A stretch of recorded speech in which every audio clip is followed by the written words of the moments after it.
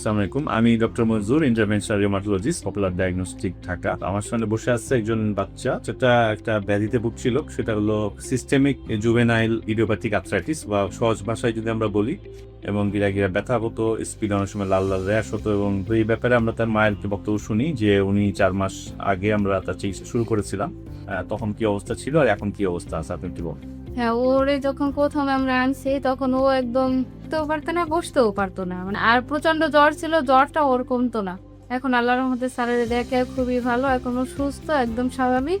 আর ও খাবার দাবারও খায় একদম ঠিক মতো, এখন হাঁটা চলা সবকিছু করতে পারে। আমরা এই সিস্টেমিক জিআইএ বা এসজিআইএ বা এই যে জ্বর যে বারবার আসে, বা এটা সহজে সাধারণ জ্বর নাশক প্যারাসিটামল যেতে চায় না, অ্যান্টিবায়োটিক দিয়ে যেতে চায় না, এটার কারণ হচ্ছে একটা জিনগত ত্রুটি। এর ফলে শরীরে একটা বাতের উপাদান তৈরি হয়। এটার জন্য আমরা সাধারণ ওষুধ ব্যবহার না করে আমরা একটা ইমিউনোথেরাপি ইউজ করেছি, এটা হলো ইলারিস। এই রোগে এই বাচ্চার ক্ষেত্রে বাংলাদেশে তেমন একটা ব্যবহার হয়নি। এটা ইন্টারলিউকিন-1 ব্লকার, এবং এটার ফলে একদম বাচ্চাটা একদম সুস্থ হয়েছে, এবং তার কোনো জ্বর তো আসে না, কোনো ব্যথা নেই, সে স্বাভাবিকভাবে খেলাধুলা করতে পারছে। তো আসলে সব রকমের বাত ব্যথারই এরকম আধুনিক চিকিৎসা আছে, এবং আপনারা যারা মনে করেন যে বাত ব্যথা নিয়ে সারা জীবন থাকতে চান না, তারা এই আধুনিক চিকিৎসাটা নির্বাচন করতে পারেন। ধন্যবাদ।